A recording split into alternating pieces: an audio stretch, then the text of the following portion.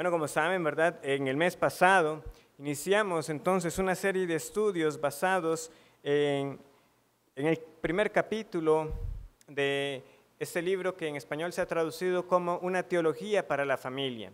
Que si alguno ya lo tiene o lo conocía desde antes cuando salió en inglés, sabe que es una compilación, ¿verdad?, de diversos autores, la gran mayoría de ellos puritanos. Hay unos cuantos artículos también de pastores contemporáneos, pero la gran mayoría de ellos, ustedes ven las fechas, 1600, 1700, y es como si hubieran sido escritos, ¿verdad?, recientemente. ¿Por qué? Porque el tema como tal sigue siendo pertinente, porque el Dios que nos hizo ha de ser adorado en todo tiempo. Particularmente, por la gracia del Señor, fui referido a esta obra cuando fue publicado en inglés y por un buen tiempo tuve la oportunidad de meditar en él juntamente con mi esposa, y de verdad que es una gran bendición que ahora también esté en español para aquellos que no pueden leer el inglés, y de verdad les animamos a que hagan uso de este recurso. El libro está editado con mucho cuidado, tiene muchas notas aclaratorias también respecto a algunos autores o palabras o situaciones de la época que también ayudan a entender mucho mejor. Y si alguno aún no está en la capacidad de adquirirlo, pues también se puede de verdad leer gratuitamente o descargar gratuitamente para leer en su teléfono, en la computadora. Como les decía ayer, hoy tengo pensamientos, ¿verdad?, basados en los capítulos llamados Un remedio para el decaimiento de la fe cristiana de Oliver Haywood, y La naturaleza, la reivindicación y la historia de la adoración en familia de James W. Alexander. No voy a dar una biografía extensa de ellos, pero los animo a que busquen algunos cuantos datos. Por ejemplo, de Oliver Haywood, cuando ustedes empiezan a leer, ¿verdad?, su artículo, ustedes ven que él inicia con esta expresión: por amor a ustedes, queridos amigos, me atrevo a aparecer de nuevo en público para ser su monitor. Me atrevo a aparecer en público. Solo eso debería hacernos pensar, ¿por qué? Porque es que él no podía aparecer públicamente en todo momento. Resulta que este autor en particular formó parte de ese gran número de ministros que se rehusaron conformarse a lo que se conoce como el Acta o el Decreto de la Uniformidad del año 1662, que básicamente imponía que para ser ministro usted tenía que ser ordenado por medio, a través de la iglesia anglicana. Y muchos se opusieron. ¿Y cuál fue la consecuencia? Expulsados. Y no podían ejercerle, eran quitadas las credenciales para realizarlo.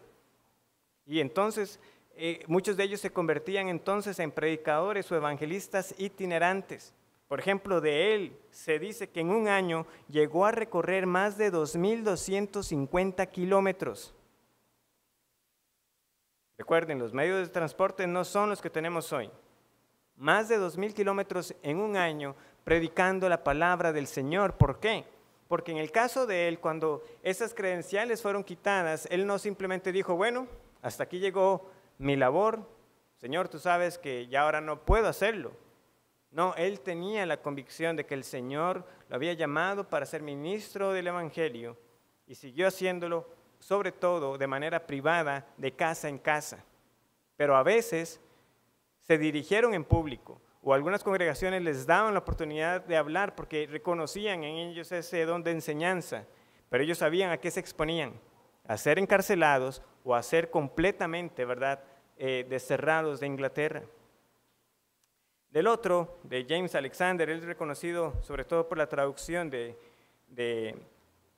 un himno, pero también, como suele ser en muchos hombres de esta época, también tienen muchas más obras. Pero el padre de él quizás nos suene más conocido, Archibald Alexander. Él fue el hijo mayor de este otro también ministro del Evangelio. Si alguno recuerda este decreto de la uniformidad, yo también me refería a él cuando damos la introducción a El cristiano con toda la armadura, que William Gurnall fue uno más bien que lo firmó, ¿verdad? Y vemos que entonces aún hombres que también reconocemos que servían al Señor, decidieron ese voto a favor, entendiendo que quizás así también podían seguir sirviendo. No fue una decisión fácil, como les digo, para muchos de ellos, pero ¿qué los motivaba? Ese temor al Señor y el amor a las almas. Es por eso que él inicia con estas palabras de que ahora se atreve a aparecer en público para ser su monitor. Obviamente no una pantalla, ¿verdad? Es una persona que amonesta o que avisa. Es decir, yo vengo aquí a amonestarles. ¿Y cuál era esa amonestación? Él dice, bueno, muchos se pasan quejando. Está esa queja general de cómo está la sociedad, de cómo ha decaído la piedad cristiana, cómo todos ahora se han vuelto a lo profano. Y él dice, o sea, es fácil, ¿verdad?, ir y criticar a los magistrados, a los ministros del Evangelio, pero yo conozco un remedio mejor: la adoración familiar en la casa. ¿Por qué? Porque la familia es la base de la sociedad. Cuando nosotros entonces vamos a decir cómo está la sociedad, cómo está el pueblo costarricense, lo que tenemos que nosotros primeramente es volver a ver a nuestros propios hogares y decir qué estamos haciendo nosotros en nuestras casas. Porque es ahí donde primeramente el Señor nos ha llamado, y esa unidad tan esencial. Al señalar la sociedad, básicamente debemos señalarnos a nosotros mismos por esta falta de adoración en el hogar. Y yo sé que la gran mayoría de los que estamos acá pueden decir, bueno, pastores, es que eso que ustedes ahora hablan de la adoración familiar, de los devocionales, es desconocido para mí. También lo fue para mí. Yo no crecí con ese entendimiento de que en casa tenía que adorarse de esa manera todos los días. ¿Por qué? Porque esto fue grandemente descuidado.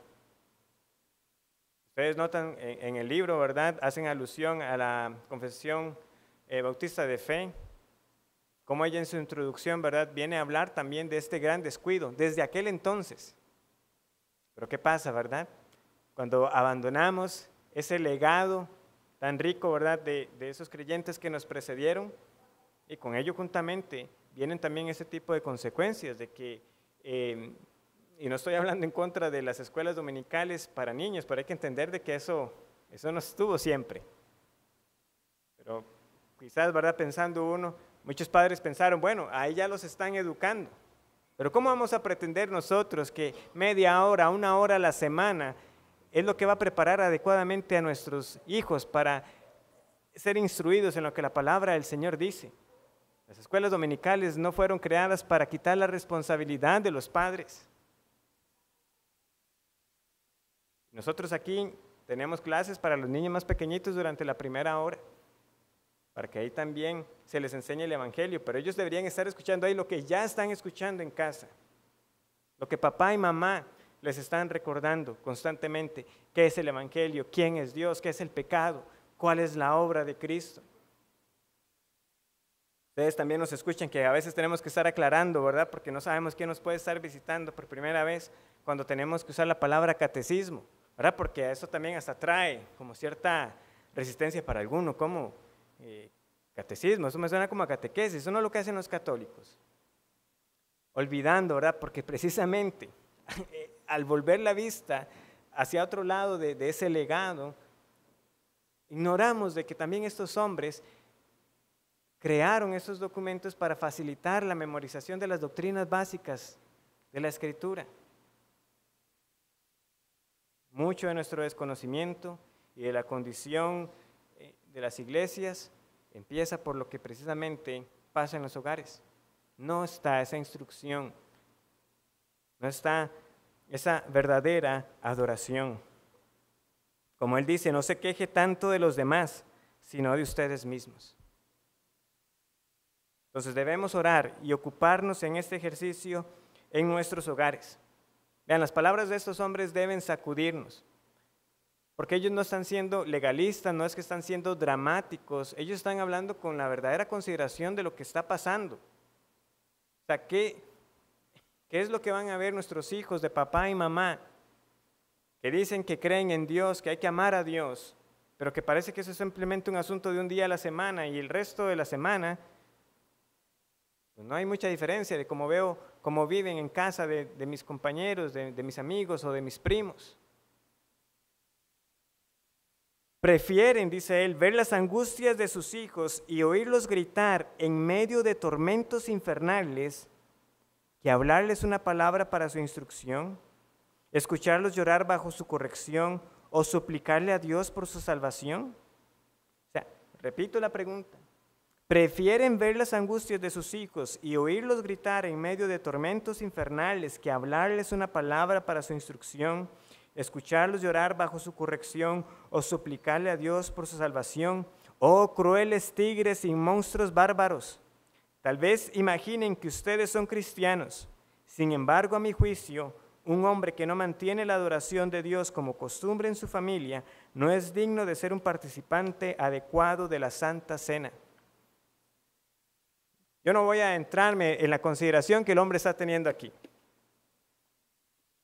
Lo que quiero que veamos por las palabras que él está teniendo es, este deber es tan importante que si usted como hombre durante el resto de la semana y de forma habitual es esto lo que caracteriza a su hogar, él preferiría decirle a ese hombre, absténgase de participar, porque hay algo que debe revisar en su vida. A ese nivel lo veía. Ahora, ustedes saben que nosotros, ¿verdad?, aclaramos cuando se va a participar de la cena que debemos cuidarnos, ¿verdad?, de tener ese entendimiento de que participamos porque nos hemos hecho dignos por hacer ciertas cosas. Pero lo que quiero, y la razón por la que traigo la cita, es para que veamos cuán serio estaba considerándolo y cuán serio también deberíamos verlo nosotros. De nuevo, ¿por qué es que me llamo cristiano? ¿Por qué es que puedo decir que el Señor me salvó? ¿Qué es lo que ocurrió en mi vida después de que yo entendí que el Señor me ha salvado?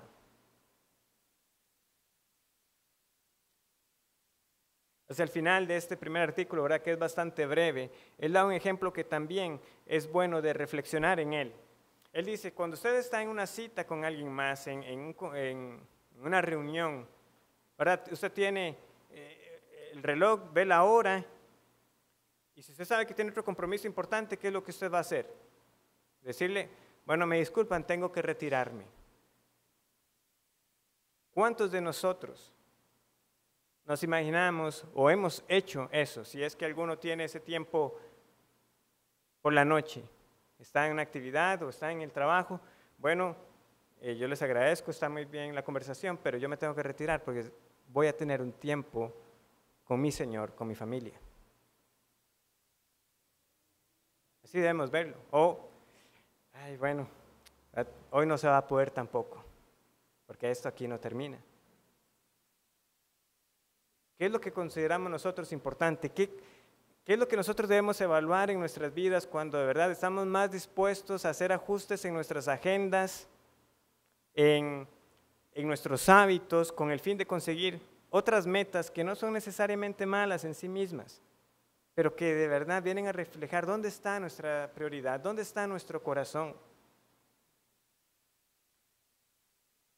En especial, ¿verdad?, algunos matrimonios con los que me he reunido saben que yo les digo eso, tienen que buscar, usualmente yo recomiendo, traten de hacer eso como la primera cosa durante el día, porque ustedes no saben qué será el resto del día, pero digamos que aún no fuera posible por la mañana, hay que buscar la forma, porque si yo le estoy dando la importancia, tengo que entonces planificarme para ello.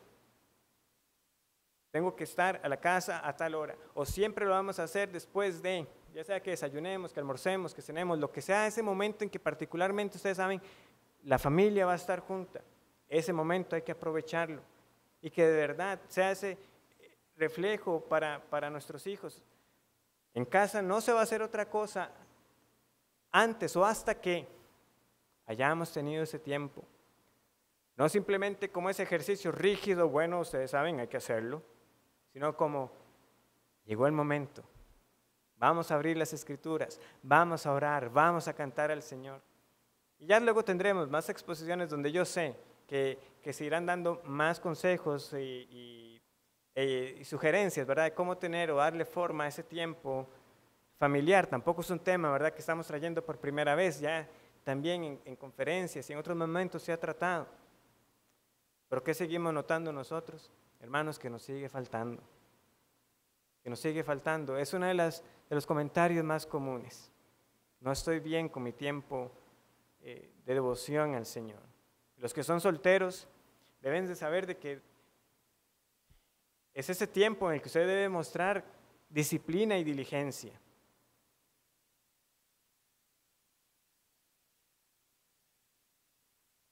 Obviamente quienes estamos casados debemos entender aún cuán más grande es esa responsabilidad, porque ahora no somos solamente nosotros, sino también esa mujer que el Señor nos dio, los hijos que el Señor nos ha dado. Pero reflexionemos. ¿Qué cambios hemos hecho? ¿Qué estamos dispuestos a sacrificar, si se pudiera usar esa palabra, ¿verdad? Pero hay que decir, realmente son sacrificios, para tener ese tiempo con la mayor frecuencia posible. Y quisiera el Señor cada día en nuestros hogares. Ahora, lo enseñan las Escrituras. Básicamente, ¿verdad? El segundo artículo por James Alexander va en esa línea de demostrar históricamente, ¿verdad?, por las Escrituras, y luego, por ejemplos en la iglesia primitiva y en la época de la Reforma, ¿verdad?, hasta los días de él, que eso es lo que ha caracterizado al pueblo del Señor, tener tiempos para adorar a Dios. Desde la misma creación, ¿verdad? Y yo les pido que vamos a ver varios pasajes en Génesis, vemos esto en el orden de la creación. Vemos que antes de la caída, Dios se estaba revelando al hombre, le da un mandamiento particular.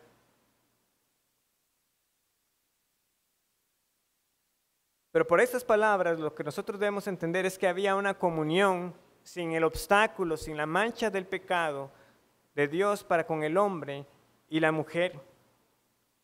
¿Verdad? Nos dice Génesis 3:8 que dice, oyeron la voz de Jehová que se paseaba en el huerto al aire del día.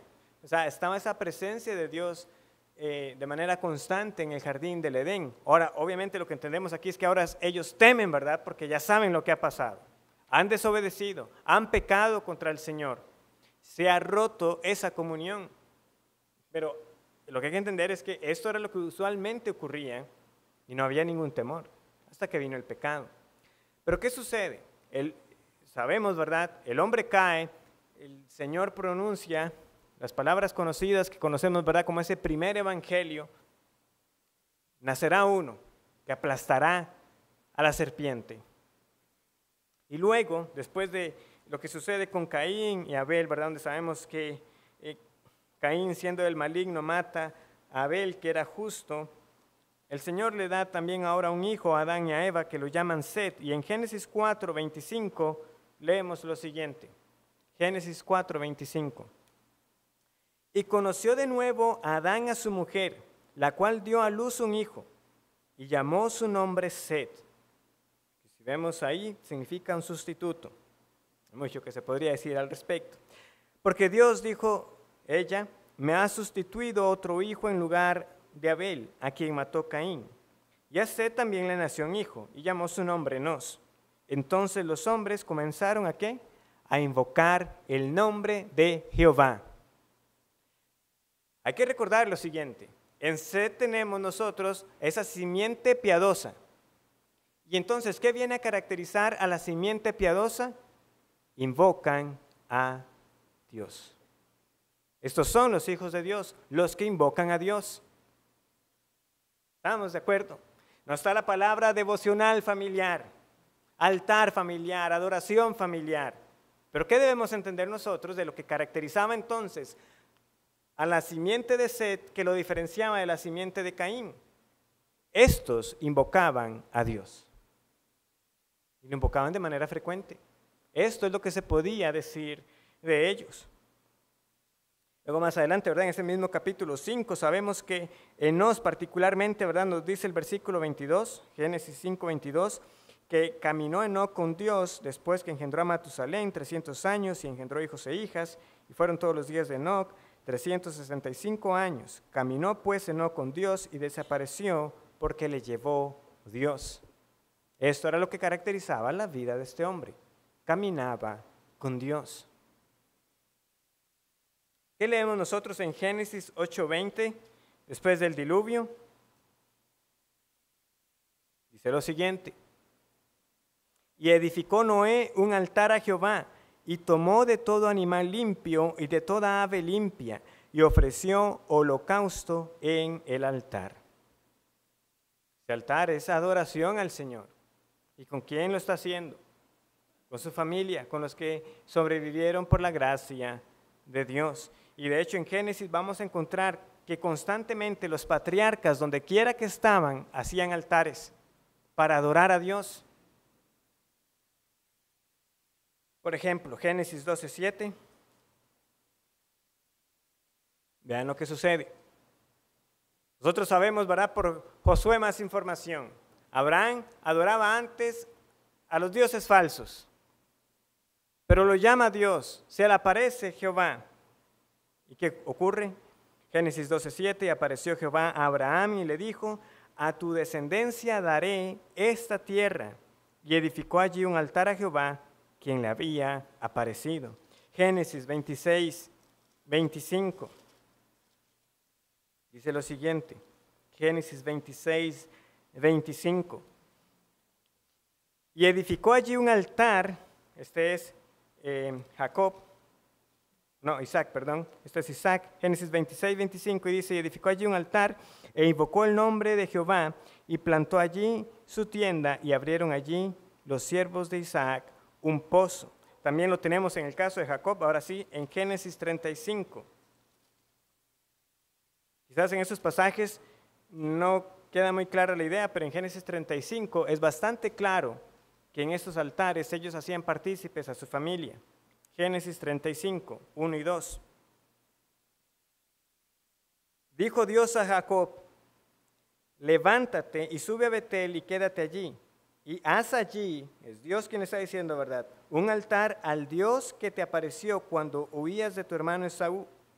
Entonces Jacob dijo a su familia y a todos los que con él estaban: quitad los dioses ajenos que hay entre vosotros, y limpiaos y mudad vuestros vestidos. Y levantémonos y subamos a Betel, y haré allí altar al Dios que me respondió en el día de mi angustia y ha estado conmigo en el camino que he andado. Y no podemos adorar a Dios así como estamos. Quiten los dioses ajenos. Dios me ha dicho: haz un altar y yo voy a hacer ese altar. Y vamos a adorar a Jehová. Hombre liderando a su hogar en el temor al Señor. Regresamos a Génesis 18, un pasaje que aparece también muy frecuente en estos escritos de estos hombres. Génesis 18:19. Jehová le está declarando a Abraham lo que va a hacer en lo tocante a Sodoma. Y es que obviamente por lo que más reconocemos este pasaje. Pero si prestamos atención, vean lo que el Señor dice de Abraham. Génesis 18:19.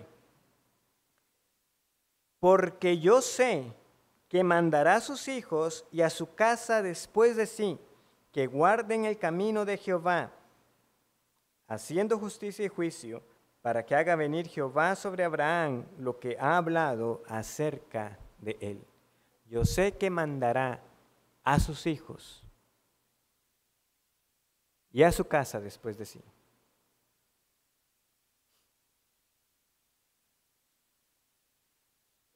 Obviamente el Señor lo conoce todo, ¿verdad? Pero lo que nos refleja este tipo de expresión es: yo tengo, ¿verdad?, humanamente hablando, diciendo el Señor, yo tengo plena confianza en lo que Abraham va a hacer. Conozco su carácter.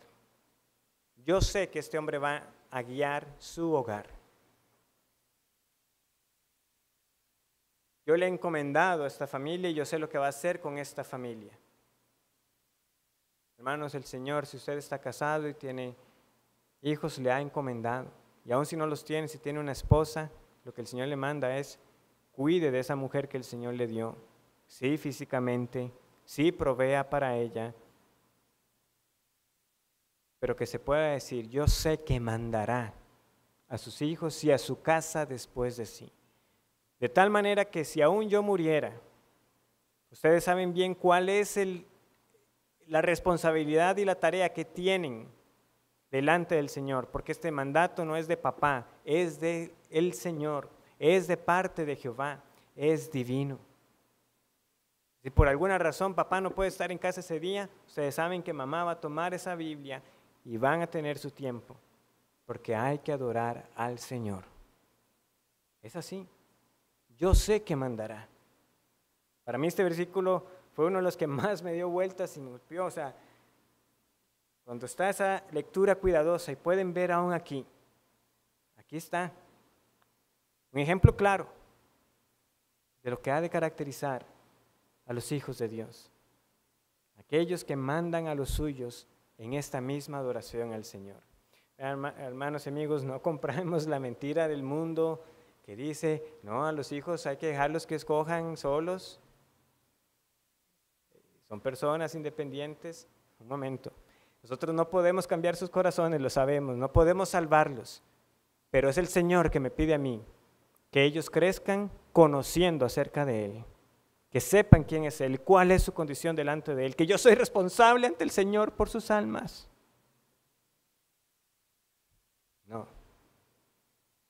No es el Estado, no es lo que el mundo me dice, es lo que Dios ha dicho. Él me ha dicho que mande a mi casa y los instruya acerca del Señor. Abraham no tuvo las escrituras como nosotros. Sin embargo, Dios dijo de él entonces con certeza acerca de enseñar a sus hijos.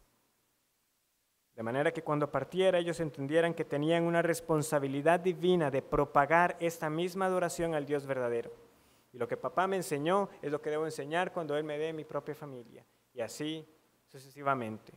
En la meditación pasada, el pastor Eric nos recordaba también el conocido Salmo 78, contar a la generación venidera. Contar.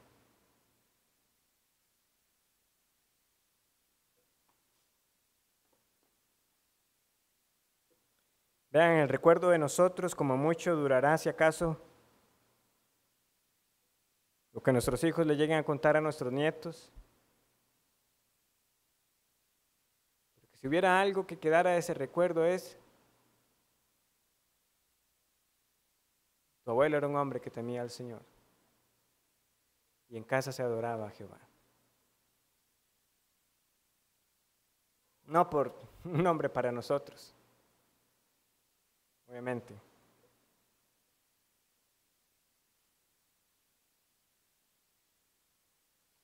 Más pasajes, bueno, hay muchos más. Vamos a ver dos más en el Antiguo Testamento. Job capítulo 1. ¿Qué se nos dice de este hombre que es descrito como piadoso? ¿Qué hacía él cada día?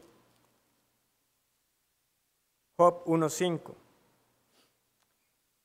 Y acontecía que habiendo pasado en turno los días del convite, Job enviaba y los santificaba, y se levantaba de mañana y ofrecía holocaustos conforme al número de todos ellos, porque decía Job, quizá habrán pecado mis hijos y habrán blasfemado contra Dios en sus corazones. De esta manera hacía todos los días. Nosotros entendemos cuál es la realidad del alma sin Dios. Nosotros debemos estar cada día suplicando por nuestros hijos. Cada día, cada día. Señor, ten misericordia de ellos. No por si quizás habrán pecado, es que han pecado contra ti. Como yo he pecado contra ti. Y obviamente, simplemente vamos a leerlo, no voy a comentar mucho al respecto. Josué 24:15, ¿verdad? Conocido. Josué 24:15. Y si mal os parece servir a Jehová, escogeos hoy a quién sirváis, si a los dioses, a quienes sirvieron vuestros padres cuando estuvieron al otro lado del río, o a los dioses de los amorreos en cuya tierra habitáis. Pero yo y mi casa serviremos a Jehová.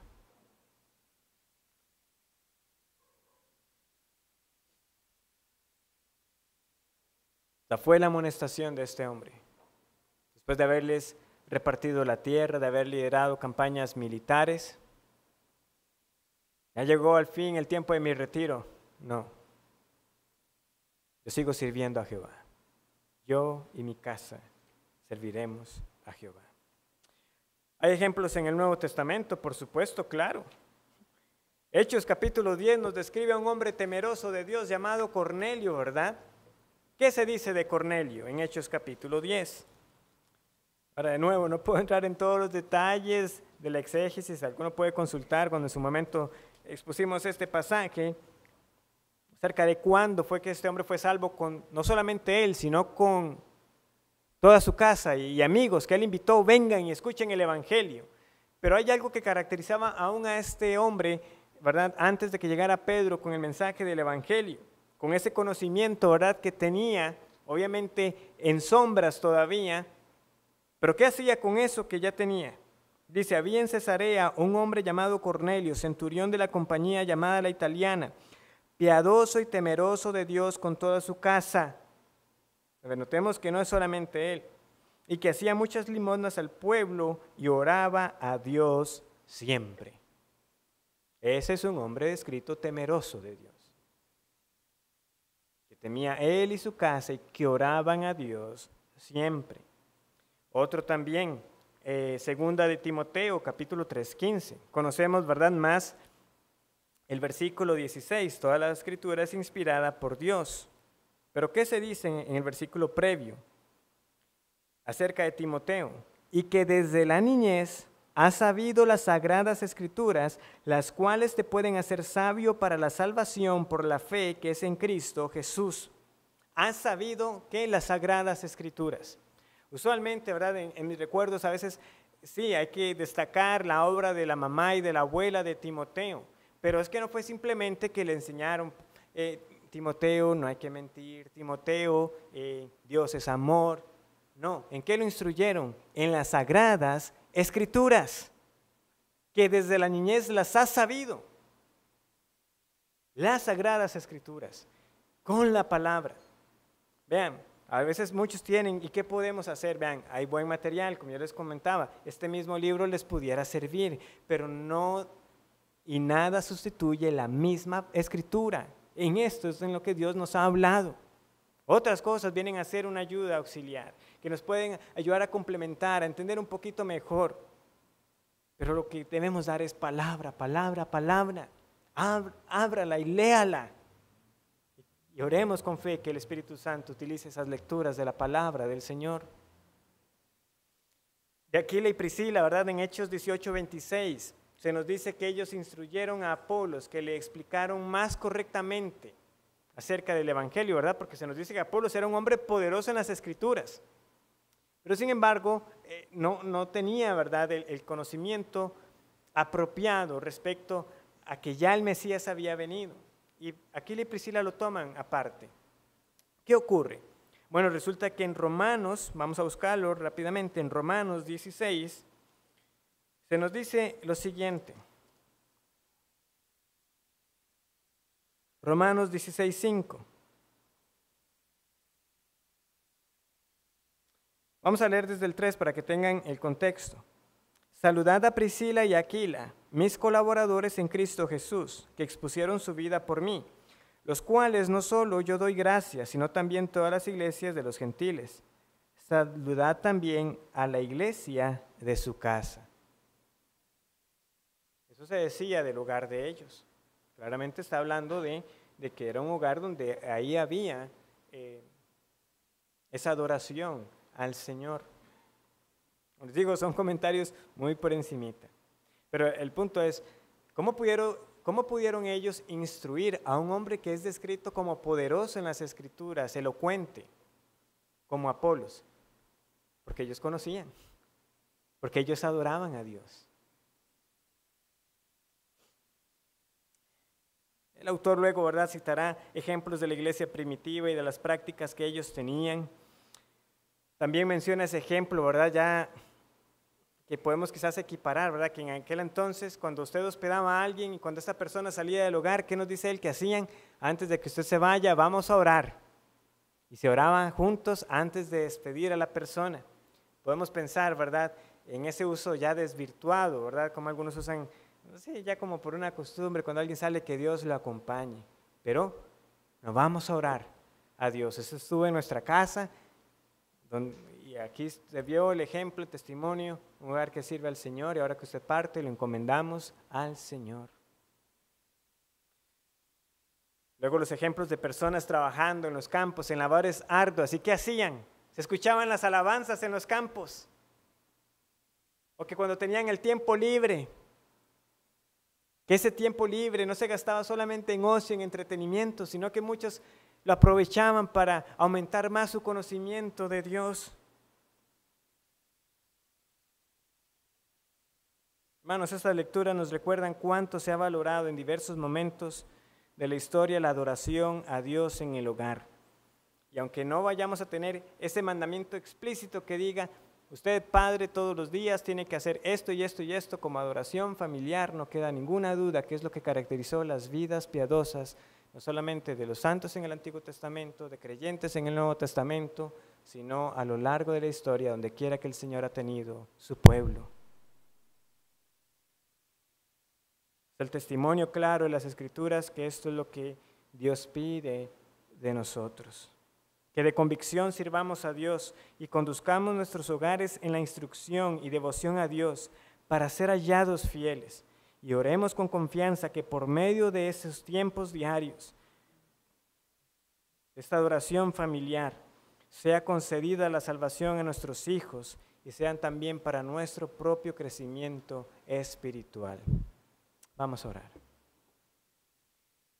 Gracias, Señor, te damos por tu palabra, por confrontarnos acerca de este deber.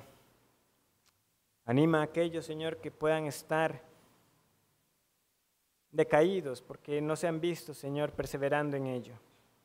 Y aquellos que nos has concedido, Señor, progresar un poquito más, que nos guardes de la jactancia y del orgullo, reconociendo que hay mucho más que aún podemos mejorar de nuestros tiempos, tanto privados como familiares. Pero sobre todo, que apartándonos, Señor, de tener esto como una justicia propia, sea un ejercicio que nazca de un corazón agradecido por esa salvación en Cristo Jesús. Y que nuestros hogares y nuestra iglesia, Señor, tenga ese testimonio de que lo que vivimos no es una fe de un día a la semana, sino de un Dios al que servimos todos los días. En nombre del Señor Jesús yo te pido por ello. Amén.